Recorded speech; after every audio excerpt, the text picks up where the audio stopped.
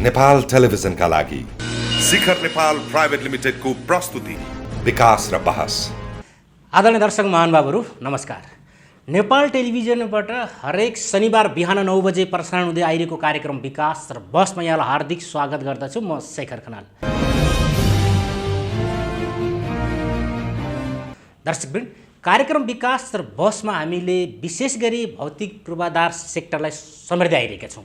तर आजको श्रृङ्खलामा हामीले अलि फरक विषयवस्तुसँग सम्बन्धित रहेर कुराकानी गर्ने गरी एकजना विशिष्ट व्यक्तिलाई हाम्रो स्टुडियोसम्म निमन्त्रणा गरिसकेका छौँ।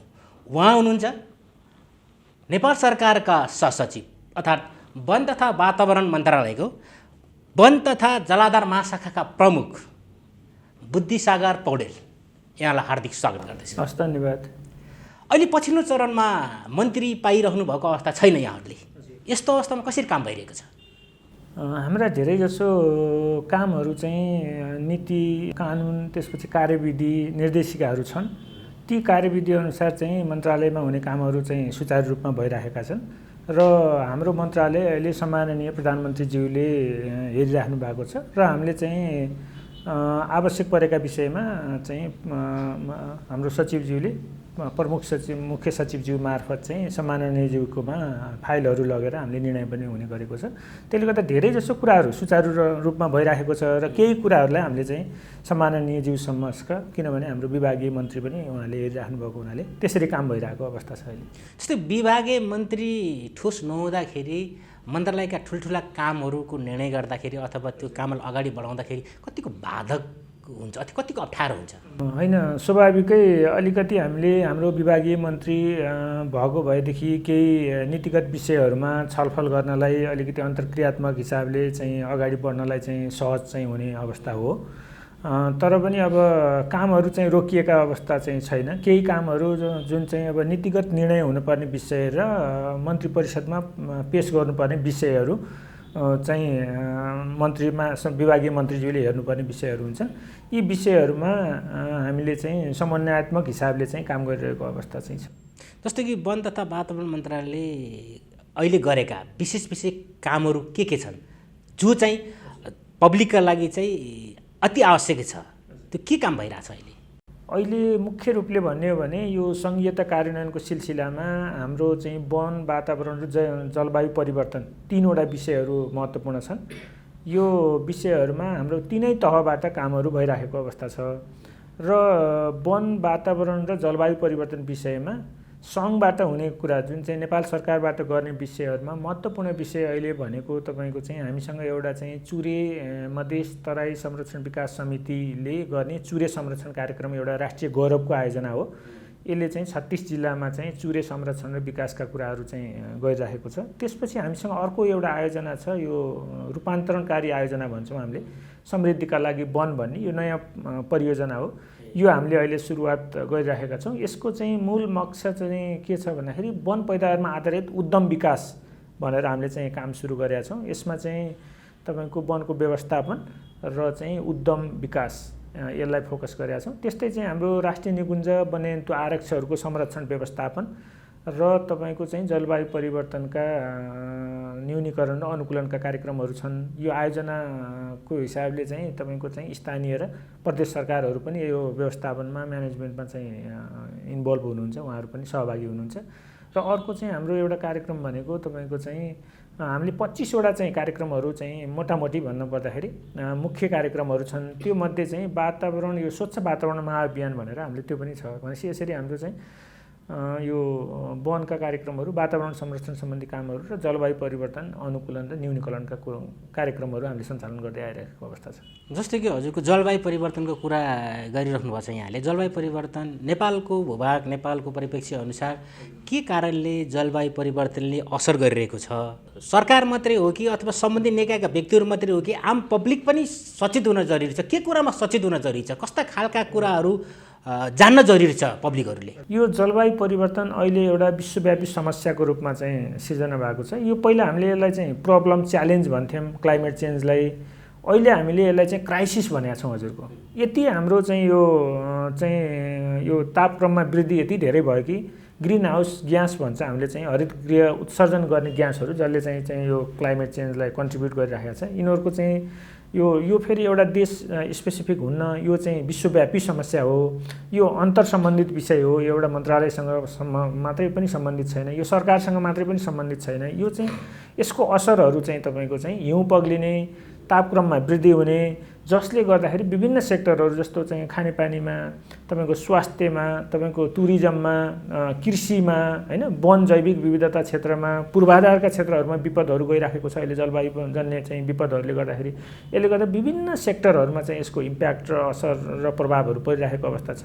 र हामी सबभन्दा सचेत हुनुपर्ने विषय भनेको अब यो जलवायु परिवर्तन गर्ने जुन हरित गृह ग्यासको उत्सर्जन कम गर्ने विषय एउटा सबैले गर्नुपर्ने विषय छ, महत्त्वपूर्ण। सबै देशहरू हामी आफ्नो देशमा पनि हरेक सेक्टरले कन्ट्रिब्युट गर्नुपर्छ। र हामी चाहिँ अब चाहिँ अहिले भन्ने गरेका छौँ हाम्रो चाहिँ एकदम नगन्य चाहिँ जलवायु परिवर्तनमा हाम्रो चाहिँ नगन्य भूमिका छ। हामी ग्रिन हाउस ग्यासहरू एकदम कम उत्सर्जन हुन्छ अन्य देशको तुलनामा, तर पनि हामीलाई चाहिँ यो हिमालयन कन्ट्री, माउन्टेनस कन्ट्री भएको हुनाले हामीले चाहिँ यसको चाहिँ असर चाहिँ क्लाइमेट चेन्जको असर चाहिँ बढी भोगिरहेको अवस्था छ। त्यसले गर्दा हाम्रो अनुकूलन क्षमता, त्यो असरसँग जुझ्ने क्षमता, त्योसँग चाहिँ मिलेर जाने क्षमता हाम्रो चाहिँ तपाईँको विकास गर्नुपर्ने छ। जस्तो कि कृषि कुरा जोड्नुभयो, कृषि र वन, फुड र फरेस्टको रिलेसन के छ? यो धेरै मान्छेले नबुझेको कुराहरू, कृषि अलग छ, वन अलग छ भन्छन्, तर समग्र रूपमा कृषि र वनको चाहिँ समन्वय हुन जरुरी छ। त्यसकारण फुड र फरेस्टमा को रिलेसनको विषयमा अलिकति बताइदिनु। यो अहिले हामीले पनि नेपाल सरकारले एउटा यो भूपरिधि कार्यक्रम भनेर ल्यान्डस्केप लेभलमा चाहिँ हेर्नुपर्छ। एउटा छुट्टै सेक्टरमा त हामी हेऱ्यौँ, तर त्यसबाट चाहिँ तपाईँको चाहिँ त्यो सिनर्जी चाहिँ प्राप्त हुँदो रहेछ, होइन। हरेक कुरालाई हामीले नेक्सस एप्रोचमा, इन्टरडिसिप्लिनरी वेमा चाहिँ हेऱ्यौँ भनेदेखि बल्ल त्यसको चाहिँ ट्रेड अफ र यो सिनर्जिजहरू चाहिँ पत्ता लाग्छ भनेर अहिले हाम्रो चाहिँ nexus approach, landscape approach, integrated management भनेका छौँ। एउटा ल्यान्डस्केपमा हेऱ्यो भनेदेखि त्यहाँ एग्रिकल्चर ल्यान्ड पनि हुन्छ, त्यहाँ फरेस्ट पनि हुन्छ, त्यहाँ वेटल्यान्ड पनि हुन्छ, होइन, त्यहाँ सेटलमेन्ट पनि हुन्छ। यो सबैको इन्टिग्रेटेड म्यानेजमेन्ट गर्न सक्यो भने बल्ल चाहिँ एकले अर्कोलाई चाहिँ आफ्नो उद्देश्य पूर्ति गर्नलाई चाहिँ कन्ट्रिब्युट गर्छ भन्छ। त्यसले गर्दाखेरि अब वन र कृषिको सम्बन्ध हेर्ने हो भने त असाध्यै चाहिँ तपाईँको चाहिँ रिलेटेड छ यिनीहरूको सम्बन्ध, होइन। हाम्रो जस्तो कृषिको लागि चाहिँ वन एउटा चाहिँ महत्त्वपूर्ण चाहिँ तपाईँको चाहिँ स्रोत हो, जसले चाहिँ न्युट्रिएन्टमा, फुड सस्टेनेबिलिटीमा, होइन, ल्यान्ड रेस्टोरेसनमा महत्त्वपूर्ण भूमिका खेलिरहेको हुन्छ भनेदेखि अब कृषिले पनि वनलाई चाहिँ फेरि अथवा जैविक विविधतामा यो कृषि, वन, जैविक विविधता, यो वाटर, होइन, इनर्जी, यो सबै कुरा इन्टिग्रेटेड वेमा हेर्नुपर्छ भनेर अहिले हामी खासमा मैले भन्न खोजेको चाहिँ यो ल्यान्डस्केप एप्रोचमा हेऱ्यो भनेदेखि सबै इलिमेन्टहरू त्यहाँ आउँछन् र एकले अर्कोलाई चाहिँ परस्पर सहयोग चाहिँ बढाउन सक्यो भने यो सिनर्जी प्राप्त हुन्छ। वन मन्त्रालयमा धेरै खालका समस्याहरू लिएर चाहिँ विभिन्न सेक्टरका मान्छेहरू आउनुहुन्छ र धेरैले भन्ने गर्छन्, जो चाहिँ भोगेका छन् उहाँहरूले भन्ने गर्नुहुन्छ विकास निर्माणको बाधक नै वन मन्त्रालय अथवा वन हो भनिन्छ नि। यसलाई कसरी जस्टिफिकेसन गर्नु चाहिँ? होइन, त्यस्तो होइन। अब यो अहिलेको विकास भनेको दिगो विकास मात्रै भन्नु हुन्न। अहिले दिगो विकास भनेको तपाईँको एउटा हाम्रो सस्टेनेबल डेभलपमेन्ट गोल पनि भन्छौँ हामीले, 17वटा गोल छन्। पहिलाको आर्थिक विकास, रोड मात्रै बनाउने अथवा चाहिँ कुनै पुल बनाउने, त्यसलाई मात्रै विकास भनिन्न। विकास भनेपछि अहिले 3वटा पाटाहरू यसमा पर्छन्, एउटा आर्थिक, एउटा सामाजिक र एउटा वातावरणीय पक्ष पर्छन् हजुरको, होइन। र हामीले चाहिँ जुन चाहिँ अब यो कुनै परियोजनाहरू, भौतिक पूर्वाधार आयोजनाहरू सञ्चालन गर्दाखेरि वातावरणीय अध्ययन गर्नुपर्ने, त्यो वातावरणीय अध्ययन भनेको त्यो अरू कसैलाई गरिदिएको होइन, त्यो प्रोजेक्टको, त्यो आयोजनाको लाइफ, त्यसको सस्टेनेबिलिटीको लागि गरे हो। त्यसले के कस्तो असर गर्छ, त्यसलाई कसरी चाहिँ सस्टेनेबल बनाउने, त्यसको आयु कसरी बढ्छ भनेर चाहिँ गर्ने एउटा एक्जामिनेसन, एउटा चाहिँ तपाईँको एसेसमेन्ट हो। त्यसले गर्दाखेरि अब यो वन क्षेत्रको जग्गा प्रयोग र तपाईँको चाहिँ यो वातावरणीय अध्ययन प्रतिवेदनहरू जुन चाहिँ बनाउने विषय छ, यी विषयहरू चाहिँ भएको हुनाले उहाँहरूले चाहिँ यो वातावरणीय क्लियरेन्स, फरेस्ट क्लियरेन्सको विषयहरूमा चाहिँ केही आयोजना परियोजनाहरूले चाहिँ अब टाइम लाग्यो, अलिकति चाहिँ समय लाग्यो, झन्झटिलो छ पनि भन्नुभएको छ। तर चाहिँ यो वातावरणीय पक्षलाई हरेक विकासका कार्यक्रममा चाहिँ यसलाई एकीकृत गरेर लानुपर्छ र अहिले चाहिँ हामीले त्यही हिसाबले चाहिँ यो वातावरण र विकासको बिचमा चाहिँ एकदम राम्रो सम्बन्धित हुनुपर्छ, उपयोग पनि गर्ने हो, संरक्षण पनि गर्ने हो र यसको चाहिँ सन्तुलित चाहिँ यो ब्यालेन्स हैन त्यो चाहिँ कायम हुनुपर्छ। नेपालमा समस्या एउटा यस्तो खालको छ नि, नेपाल सरकारको कुनै एउटा पार्टले हैन योजना बनाउँछ, कार्यविधि बनाउँछ, अथवा सडकको लागि होस् अथवा त्यो एयरपोर्टको लागि होस् अथवा ठुलो आयोजनाको लागि चाहिँ एउटा चाहिँ परिकल्पना गर्छ र कार्यान्वयनमा पनि उत्रिन्छ, तर बिचमा आएर काम रोकिन्छ। त्यो चाहिँ वनको कारणले काम रोकियो भन्छ। यस्तो समस्या किन आउँछ? पहिले नै त्यो योजना निर्माण गर्दाखेरि योजना काम गर्नु सुरु गर्नुभन्दा अगाडि वनसँग सहकार्य सरसल्लाह किन गर्दैन? किन त्यसमा वेस्टेज, बजेट वेस्टेज जान्छ, मान्छेको मेन पावर वेस्टेज जान्छ? यस्तो किन भइरहेछ यहाँ? यो नहुनुलाई के गर्नुपर्छ? त्यसले गर्दा यो जति बेला यो कुनै आयोजना परियोजनाहरूको पनि डिफ्रेन्ट फेज हुन्छ हजुरको। पहिला फिजिबिलिटी, प्री फिजिबिलिटी गर्छ, त्यसपछि तपाईँको त्यसको चाहिँ डिपिआर हुन्छ, त्यसपछि त्यसको अब फाइनान्स खोजेर चाहिँ इम्प्लिमेन्टेसनमा जान्छ हैन। त्यसले गर्दा यसको फिजिबिलिटी, प्री फिजिबिलिटी गर्ने बेलैदेखि तपाईँ यो त निकुञ्ज आरक्षभित्र पर्छ, निकुञ्ज आरक्षको यस्तो चाहिँ ऐन कानुन छ, त्यसले गर्दा यो कुराहरू चाहिँ फुलफिल गर्नुपर्छ, यो स्टेपहरू पुरा गर्नुपर्छ भन्ने पहिल्यै चाहिँ यसलाई ध्यान दिन सक्यो भने तपाईँले भनेको एकदम सही कुरा हो। जति बेला आयोजनाको चाहिँ कन्सेप्ट बनाइन्छ, जति बेला यसको फिजिबिलिटी गरिन्छ, त्यति बेला नै हामीले यो कुराहरू सबैलाई ध्यान दिन सक्यो, समन्वय भयो भनेदेखि चाहिँ समस्या हुँदैन पछि। र अब यो छुट्टा छुट्टै बसेर काम गर्यो भनेदेखि चाहिँ अनि बल्ल चाहिँ बिचमा आएर समस्या आउँछ। त्यसले गर्दाखेरि यो चाहिँ वातावरणीय अध्ययनका कुराहरू, त्यसपछि तपाईँको चाहिँ यसको फिजिबिलिटी, अरू EIA अध्ययनहरूका क्रममा चाहिँ तपाईँको चाहिँ यो सँगै बसेर आयोजना बनाउने चाहिँ पक्ष र चाहिँ अरू सम्बन्धित पक्षहरू सँगै बसेर चाहिँ काम गर्यो भनेदेखि यसमा चाहिँ समस्या कम आउँछ। समस्या हुँदैन, तर समस्या भइरहेछ। यो समस्या किन हुन्छ भन्दाखेरि सरकारभित्रका मान्छेले चाहिँ विविध कारण देखाएर चाहिँ यसलाई चाहिँ ढाकछोप गर्नुहुन्छ र यही कुरा बाहिरी राख्दाखेरि अथवा पब्लिक अथवा कुनै विज्ञहरू राख्दाखेरि के भन्नुहुन्छ भने नेपालमा यो सबै भनेको आर्थिक चलखेलको लागि हो। त्यो बेलासम्म बजेट आइहाल्छ, काम गरे पनि नगरे पनि आखिर काम गरेको रिजल्ट नआएसम्म त त्यसलाई त काम त भन्नेन। पछि विभिन्न काम बन्ने देखायो काम रोक्यो, अर्को देखायो काम रोक्यो, यस्ता खालका। जस्तो कि सडकका कुराहरू पनि, सडक विभागले गरेको कुराहरू पनि अब बाटो यतिदेखि यतिसम्म, यहाँदेखि त्यहाँसम्म यति लेन्थको हुनुपर्छ भनेर सडक विभागले चाहिँ गरिहाल्छ, टेन्डरमा हालिहाल्छ। टेन्डर कसले पाउँछ थाहा छैन, तर ठेकेदारले काम रोकिरहेको हुन्छ। किनकि हाम्रो बाटो क्लियर गर्न हाम्रो काम होइन, लेन्थ कति हुन्छ हाम्रो काम होइन, गभर्नमेन्ट गरिदिनु पऱ्यो भन्छन्। ठाउँ ठाउँमा यस्ता अवरोध आउँदाखेरि हो यस्ता अल्पत्र आयोजनाहरू किन कन्सेप्टमा निकालिन्छ, किन त्यसको चाहिँ पूर्ण काम रिजल्ट पुरा आउने गरी चाहिँ योजना नबनाएर किन काम हुन्छ? योले गर्दाखेरि चाहिँ सरकारलाई आफै घाटा होइन र? यो चाहिँ जति हामीले प्रोजेक्टको प्रिपेरेसनको बेला, त्यही भएर त होइन एकदम good planning is half done भन्छ तपाईँको। एकदम त्यो प्लानिङ फेजमा नै प्रोजेक्ट चाहिँ सुरु गर्नुभन्दा अगाडि नै हामीले सबै कुराहरूलाई ध्यान दिएर चाहिँ प्रोजेक्ट सुरु गऱ्यो भनेदेखि समस्याहरू कम आउँछन्। तर हाम्रोमा के छ भन्दाखेरि कहिलेकाहीँ आयोजना परियोजनाहरू तपाईँको चाहिँ यो तयारी अवस्था अलिक कमजोर हुन्छ, राम्रोसँग तयारी गरे हुँदैनौँ, तर हामी इम्प्लिमेन्टेसनमा जान हामीले चाहिँ छिटो गर्छौँ, त्यसले गर्दाखेरि यस्तो भएको। तर मैले यहाँ दुईवटा विषय चाहिँ तपाईँलाई भन्न चाहन्छु। एउटा विषय के छ भने आयोजना परियोजनाहरूले तपाईँको चाहिँ यो वातावरणीय अध्ययन गर्दाखेरि राम्रोसँग सहभागितामूलक हिसाबले फिल्डमा चाहिँ सबै स्टेक होल्डरहरूलाई राखेर गऱ्यो भनेदेखि अहिले समस्या वातावरणमा मैले के देख्छु भने दुई तिनवटा समस्या छन् आयोजनाहरूलाई। एउटा वन क्षेत्रको प्रयोग गर्दाखेरि तपाईँको वन क्षेत्र नै त्यति नै वन क्षेत्र बराबरको जग्गा चाहिँ सट्टा भर्ना दिनुपर्ने र अर्को विषय भनेको यो चाहिँ जुन निजी जग्गाहरू चाहिँ प्राप्तिमा पनि चाहिँ आयोजनाहरूले समस्या भोगेको जस्तो मलाई लाग्छ। यसको समाधान मैले देखेको चाहिँ सुरुमै आयोजना बनाउने बेलामा नै चाहिँ सम्बन्धित पक्षहरूसँग स्टेक होल्डरहरूसँग चाहिँ सल्लाह गर्यो र पछि चाहिँ आयोजना चेन्ज नगर्ने। तपाईँको चाहिँ यो एलाइनमेन्टहरू चेन्ज भयो भनेपछि फेरि पूरक EIA गर्नुहोस् भन्नुपर्ने हुन्छ होइन। पूरक EIA गर्दा फेरि 3 महिना 6 महिना टाइम लाग्छ। त्यसले गर्दाखेरि तपाईँको यो तयारी अवस्थामा चाहिँ हामीले बढी ध्यान दिन सक्यो भनेदेखि चाहिँ तपाईँको यो आयोजना परियोजनाहरू स्मुथली चल्छ र टाइममै सम्पन्न हुन्छ। तर हामीले तयारी राम्रो गरेनौँ भने त्यस्ता आयोजनाहरू चाहिँ ढिलो पनि हुने गरेका छन्, बिचमा समस्या पनि आउने गरेका छ। त्यसले गर्दा अहिले समन्वयात्मक हिसाबले काम त भएको छ हजुरको होइन, तर केही आयोजनाहरूमा चाहिँ समस्या छ। पहिला गाउँघरमा नजिक वन हुँदाको अवस्थामा घाँस दाउरा गाड्ने, वनबाट केही चिर काटेर लिएर आउने, वस्तुभाउ पाल्ने र आफ्नो जीविका उपार्जन गरिरहेका थिए। अब अहिलेको अवस्थामा वनमा त्यो गर्न पाइँदैन। नम्बर 1, त्यो गर्दाखेरि त्यसको सेरोफेरोमा रहने त्यहाँका स्थायी बासिन्दाहरूलाई एउटा समस्या परिरहेको छ आर्थिकको।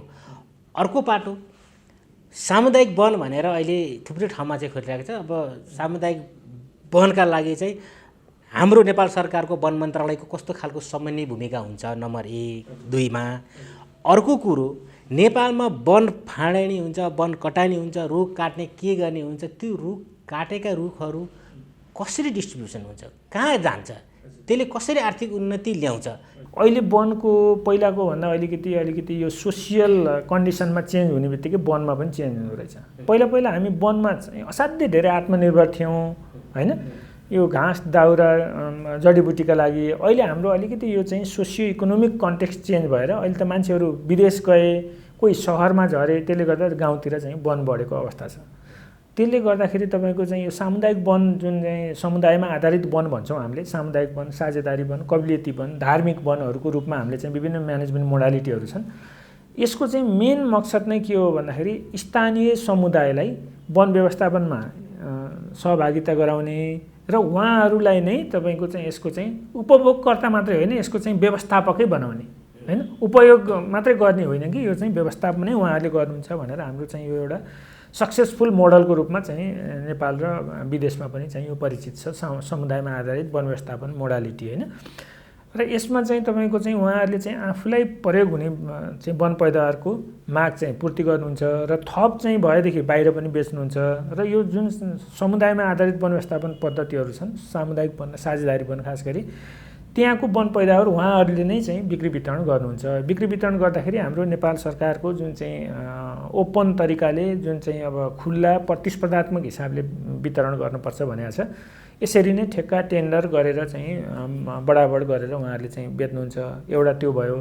अर्को चाहिँ जुन चाहिँ यो अब यो सरकारद्वारा व्यवस्थित वन भन्छौँ हामीले, त्यो वनको चाहिँ काठ दाउरा पनि तपाईँको चाहिँ सङ्कलन हुन्छ, त्यसको कटान मुछान हुन्छ, ढुवानी हुन्छ, एउटा घाटगद्दीमा राखिन्छ र घाटगद्दीमा राखेपछि सबै यसको चाहिँ व्यवस्थित रेकर्डहरू हुन्छ, हुन्छ र चाहिँ तपाईँको चाहिँ अब लिलाम बडाबड गरेर नेपाल सरकारकै चाहिँ तपाईँको चाहिँ यो बिक्री प्रणाली अन्तर्गत चाहिँ यो बिक्री वितरण हुन्छ। र हामीसँग 2-3वटा मेकानिजम छन्। बिक्री वितरण कसरी हुन्छ भन्नुभएको छ नि तपाईँले। एउटा चाहिँ तपाईँको जिल्ला स्तरमा चाहिँ जिल्ला वन पैदावार आपूर्ति समिति भन्नेहरू व्यवस्था गरेको छ। उहाँहरूले घरको लागि होइन, हाम्रो पूजाको लागि होइन, घर बनाउन, गोठ बनाउन, अरू यस्तो आवश्यकताको लागि उहाँहरूले जग्गा के अरे यो काठहरू उपलब्ध गराउनुहुन्छ। अर्को चाहिँ हामीसँग एउटा वन निगम भन्ने छ, पहिला यसलाई टिसिएन भन्थ्यौँ, टिम्बर कर्पोरेसन अफ नेपाल, अहिले नेपाल वन निगम भन्छ। त्यसका विभिन्न डिपोहरू छन्, त्यसले पनि चाहिँ काठ दाउराको वितरण गर्छ होइन। जस्तै अब चाहिँ आर्यघाटमा चाहिँ तपाईँको चाहिँ दाउरा शवदाहनको लागि चाहिँ दाउराको उपलब्धता गराउँछ होइन। र अरू ठाउँमा पनि यसले चाहिँ स्थानीय सर्वसाधारण व्यक्तिहरूलाई यसले चाहिँ खास गरी भूकम्प पीडितहरूलाई काठ दाउराहरू बाँड्यो। यो धार्मिक र यो चाहिँ सांस्कृतिक सम्पदाहरू छन् नि हजुरको, ती सम्पदाहरू बनाउन, पुनर्निर्माण गर्नलाई पनि यसले काठ दाउरा उपलब्ध गराउँछ। र सर्वसाधारण मान्छेलाई पनि घर काजको लागि चाहिँ यसले चाहिँ काठ दाउरा उपलब्ध गराउँछ। एउटा दोस्रो मेकानिजम त्यो छ। तेस्रो मेकानिजम भनेको नेपाल सरकारले राजस्वमा बढी राजस्व लिने गरी होइन, न्यूनतम राजस्वलाई चाहिँ आधार मानेर तपाईँको चाहिँ लिलाम बिक्री गर्छ काठ दाउरा। र चाहिँ निजी क्षेत्रले होइन, व्यापारिक प्रतिष्ठानहरूले चाहिँ यो काठ दाउरा किनेर उहाँहरूले फेरि चाहिँ लगेर समिलमा चिरान गरेर अनि त्यसपछि चाहिँ झ्याल ढोका यसरी हामीले किन्छौँ अहिले। यसरी चाहिँ यो चाहिँ एउटा सरकारले आफै बेच्ने, एउटा चाहिँ जिल्ला वन पैदावार आपूर्ति समितिबाट बेच्ने, अर्को चाहिँ तपाईँको यो नेपाल वन निगमले पनि चाहिँ डिपोहरू राखेर बाँड्ने, र चाहिँ स्थानीय यो चाहिँ समुदाय सामुदायिक वन लगायत साझेदारी वनहरूले पनि लिलाम बिक्री गर्ने। यसरी चाहिँ हाम्रो चाहिँ वनको चाहिँ वन पैदावारहरूको तपाईँको चाहिँ यो बिक्री र वितरण हुने गरेको छ। अब सामुदायिकको वनको त कुरा छोडौँ, उहाँहरूको त आफ्नै प्लानिङ, आफ्नै व्यवस्थापन, कसरी मार्केटिङ गर्ने, कसरी उत्पादन गर्ने, नेपाल सरकारलाई त्यो बराबर हामी कति ट्याक्स दिने, के गर्ने, यावत कुराहरू छ र स्वीकृति लिएर उहाँहरूले गरिराख्नु भएको छ। उहाँहरूले आफ्नो तरिकाले व्यापार गरे पनि, सेवा गरे पनि आफ्नो तरिकाले गरिरहनु भएको अवस्था छ। तर नेपाल सरकार अन्तर रहेका वनको कुराकानी गर्दाखेरि यहाँले भने जस्तै अघि जुन तरिकाले उत्पादनदेखि लिएर वितरणको प्रणाली भन्नुभयो, त्यसमा चुहावट कतिको हुन्छ? होइन, यसमा चुहावट छैन।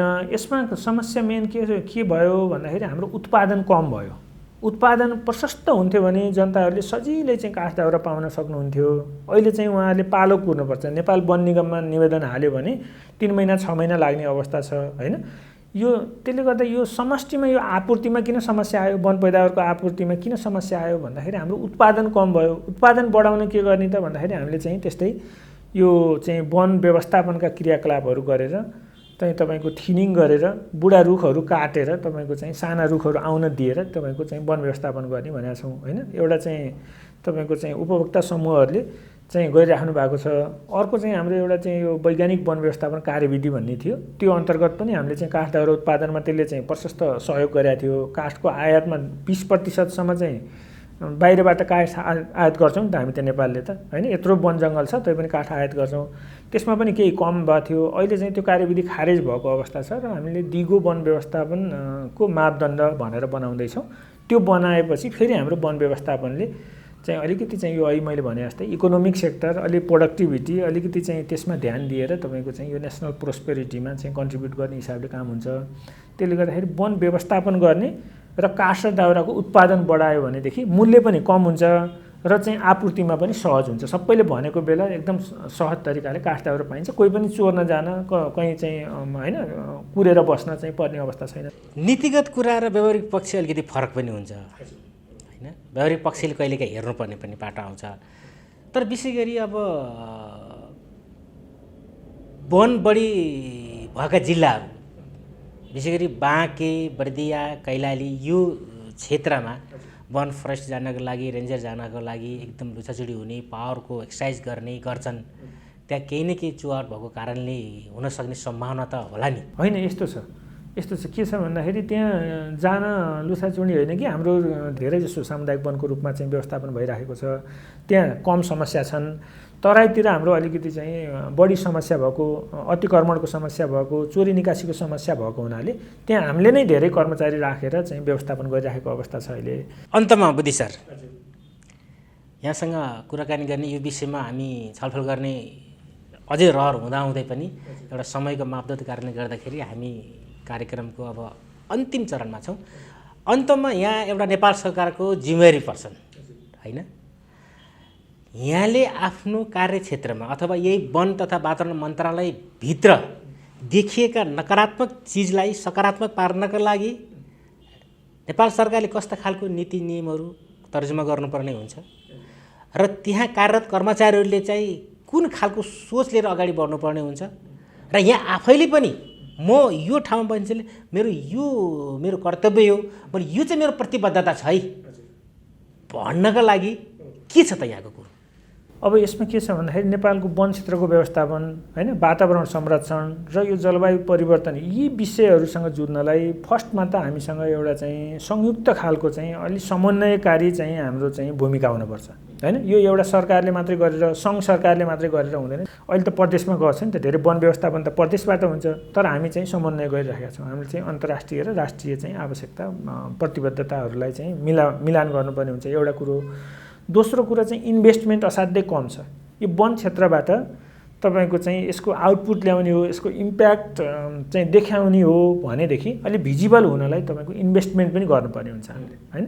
लगानी नगरिकन त्यसको प्रतिफल चाहिँ आउँदैन। तेस्रो कुरा चाहिँ अहिलेको वन व्यवस्थापन, वातावरण संरक्षण भनेको कुरा चाहिँ यो हामीले मात्रै गरेर हुँदैन।